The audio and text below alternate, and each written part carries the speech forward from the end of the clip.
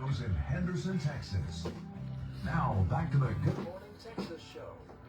Music and more. And your host, Mark McLean. 7:30 here at KWRG, 1470, 98.5, our Good Morning Texas program. We're looking at partly cloudy skies out there now. 76, topped out 96 yesterday. 100 our expected high for today. More of the same on Saturday and Sunday, and all through next week, as a matter of fact. So again, 100 later, 76 now, KWRD, 1470, 98.5.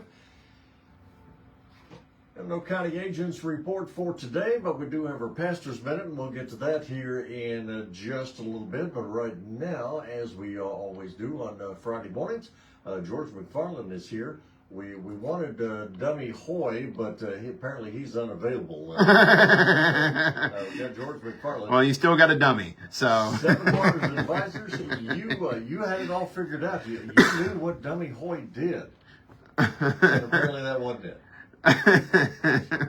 I had it. That he created the wave. You thought he created the wave. It sounded like it. I want to go back and see if that's true. I thought that's where we were going, but yeah, apparently not. So, speaking of dummy, you see the debate last night? I was never so proud to flip around the channels and find the Olympic trials track meet last night. I was so thankful for that that I was able to watch the Olympic trials track meet. Oh, okay, very good. Yeah. Yeah. And apparently you were busy last night as well. Oh yes, sir. We had a workshop in a retirement workshop in Tyler last night. So, but I did get to catch some of that debate. To me, it almost looked like the two old guys from the Muppets that always. Well, yeah, I mean, it's those two old guys who hate each other, and that's the best that this country has to offer. Yeah. Yeah. Yeah. But from a debate standpoint, or from a anything like this standpoint, from a financial end of things, you have to pay close attention to that, or is that? I mean, it's all going to depend on what Congress ends up voting on, one way or the other, right? Right. Or not. Right. Absolutely. I mean, our congressional rules and things like that are really the things that are going to have more impact on the economy. The debate itself probably won't have much of an impact. It's whenever we get closer to the election that those things start having a bigger impact. As far as what they said, I didn't catch really anything meaningful either one of them said. It was just a lot of, you're the worst at this. No, you're the worst at this. I'm a better golfer than you. So it was just. Yeah, that was about the only light moment of the evening when they started talking golf handicaps. And so it was pretty bad. But do you, I don't know, I guess sometimes these subjects have to come up with you and your clients. But then, yeah, of course. I guess when prognosticating for the future of your potential income and taxes and all this kind of stuff. Right. People always, people do tend to worry about their financial future based off of which guy they're concerned about going into office, right? So what I found is we don't know what the future is, and no one man has any true impact on our long-term economy, right?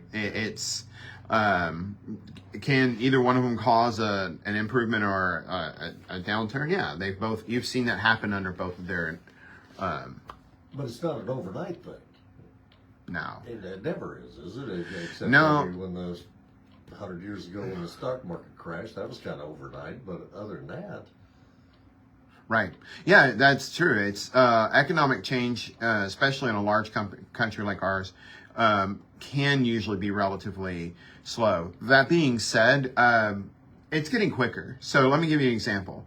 From 2000 to 2003, we dropped about 45%, and we did that over a period of 3 years.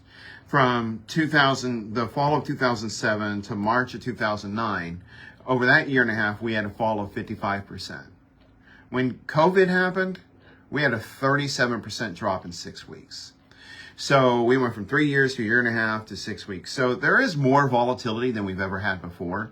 But I don't think that's as much to do with our political situation as external factors. COVID was a huge external factor. There are... I don't know. Last night, apparently, it got blamed on one guy. Yeah. So anyway, that's I hope we're not getting totally off track here. Did you have a topic you wanted to talk about sure, this morning? sure. Now, what I was just going to tell you guys about this morning is that there was a major lawsuit that's been going on for over 20 years.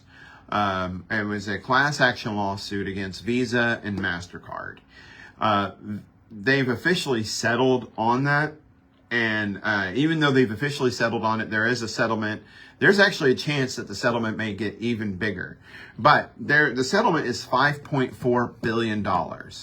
And why does that matter? Well, if you were a small business owner, if you're listening to my voice right now, turn up the radio station. If you were a small business owner between 2004 and 2019, and you took MasterCard or Visa, you are a recipient of this class action lawsuit if you opt in for it. So just because you had a credit card machine at that time, and just because you do qualify for the money, that money's not being sent to you automatically. You do have to opt in to get it. But is this one of those where chances are that you're going to get a little postcard in the mail with a bunch of fine print on it detailing the lawsuit and here's what you need to do if you want to be a part of it? It's exactly what it is. So it's a little blue and white postcard, and to be honest, it's got to be something. It looks like some 1980s graphics. I know if I would have seen it come into my office, in fact, I did see one come into my office, dumped it in the trash right away because it just looked so cheesy. But then I later found out that, wait, no, actually this is legitimate. And so now you'll find, if you Google this class action lawsuit, what's going to pull up, like for the first 2 pages, is going to be lawyers who are saying, hey, we can help you make your claim. We can help you opt in. All you have to do is pay us 25 to 30% of whatever your claim is. Guys, you can go straight to the website for that claim. And to find that website, go on Facebook and look up Seven Waters Advisors. If you go to my Facebook page, one of my most recent posts has the link to make that claim for your payment. So far, about only 2% of everybody who qualifies for this has actually claimed the money. So it's not only is it that there's money to be claimed, you may get a pretty decent portion of it if you've run a lot of charges, because it's kind of proportionate. It's not exactly proportionate, but the more people that claim for it, the less money there is to go around. But since not many people have claimed it, I would jump in, go in there, and make that claim. If you feel like you need a lawyer to help you, you can. Some people feel like, oh, I still didn't get enough. Okay, and you feel like you want a lawyer, and that lawyer can get you a much higher claim on that. That's when it's time to get a lawyer. But you can go in there, sign up for it for free. They'll have you put in your TIN numbers that you've operated underneath. And for the most part, they should be able to pull the reports of your history. If you can't, they have alternate ways of you proving what you've run. But if you ran credit cards from 2004 to 2019, there's money sitting out there for you to have. And so that's just my little gift of information to you, that if you didn't realize this was happening, take advantage of it. Okay. So if you had a business and you were taking Visa and MasterCard and running it through your machines, right, and taking payments in that form or fashion, then there's a big lawsuit involved in that. Right. And the reason why it's both Visa and MasterCard is because those guys work together to keep the fees high. And they made it where if you were going to get Visa, you had to get MasterCard. So even though they're two separate companies, they colluded. And by doing that collusion, they both were able to charge higher interest rates. Or not higher interest rates, but higher... see, I've never had a credit card. There's a term for it. I never had a credit card machine. But if you had American Express or Diners Club Yep. you are out of luck. You're out of luck. But most people, if they had American Express and Diners Club, they definitely had Visa and MasterCard for sure. Oh. And you ran, the majority of your runs were going to be Visa or MasterCard. So, there could be a nice little payout for any one of you guys. And so I'm not a lawyer. I'm not going to help you. But if you want to buy me a coffee because I gave you that information, that's awesome. Okay. And your Now, Facebook page has all that. my Facebook page has that. If you don't do Facebook, you just give me a call, 903-730-6688. My staff got on to me last week because I gave my personal cell phone number instead of the office number. So it's 903-730-6688. And that's, and you can give us a call right there and I can get you that website. Okay? All right. Very good. Anything else going on, or what's our topic for Sunday morning? Our Sunday morning topic is, I'm just going to go into what kind of an impact with our mass retirement that we're having ever since COVID could potentially have on the stock market. And there's definitely a lot of meat to chew on that bone next week for sure, because we've had more people retiring since COVID early than we've ever had. And I think I'll go into this because I don't think I'm really going to go into it next week. We are having people are getting to the point where nobody really wants to retire after the age of 62 right now. It seems that everybody under the age of 62, that's where they've said, I've seen that trend happening over the past few years where when I ask somebody when they want to retire, you think they want to retire at 65 or 67. No, they want to retire at 62. So what does that mean? It means that if you're wanting to retire at 62, you better start making your plans now to make sure that you have enough money to do that when you retire. Because if you're retiring early, which is great, I would love to retire early. I'd like to retire tomorrow, Mark, if I could. But the thing is that what have you done? What are you doing to make sure that when you retire, that for the rest of your life, you have enough income to make it? And that's in a time when people are living longer than they've ever lived. And one study I found says not only are people living longer than they ever lived before, that people are getting sick just as early. So it's not like you're living longer and you have a longer, higher quality of life because you're healthier. No, it's you still get sick, but then the doctors keep just keep the motor running, like I did with my car back when I was 19 years old. Well, going back to last night's lively discussion, I'd be interested to see today how many people that are eligible but have been holding off. I should see today how many people apply for Social Security, because after last night, both each person said the other one was going to ruin it and bankrupt it and everything else. So something tells me there's going to be a run on Social Security today. Oh, to get signed up. Yeah, and I wouldn't do that. Don't just take Social Security just because these two Muppets yell at each other. The thing is that Social Security right now, there is a surplus fund. That surplus fund is right now being spent down, and it will be spent down to zero by 2034, 2035 if something doesn't change. All right.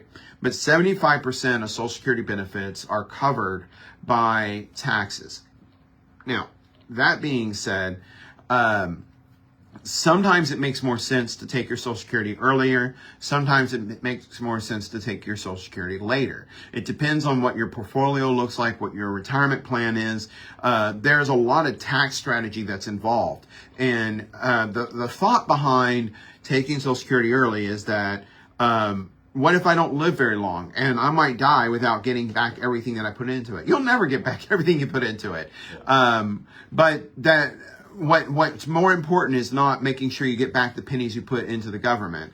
What's more important is making sure you have the right strategy so that when you retire, that you give yourself the best chance of being able to keep your quality of life and the size of your portfolio by making sure you have a good balance on utilizing your Social Security benefits, your pensions.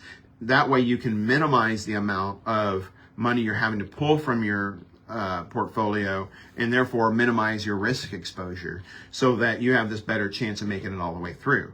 Which is why we do our financial clarity report for free for anybody that wants it done, where what we do is we take a look at how much income that you have, you want. We look at your pension, your Social Security, and we actually run the numbers. If you want to make $85,000 this year, that means next year you're going to need more. You're going to be more like $87,000.